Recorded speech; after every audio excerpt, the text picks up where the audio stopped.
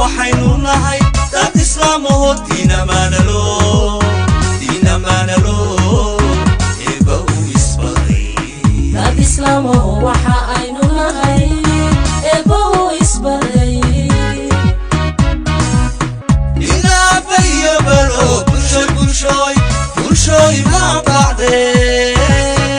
aqoon iyo garan hobeyo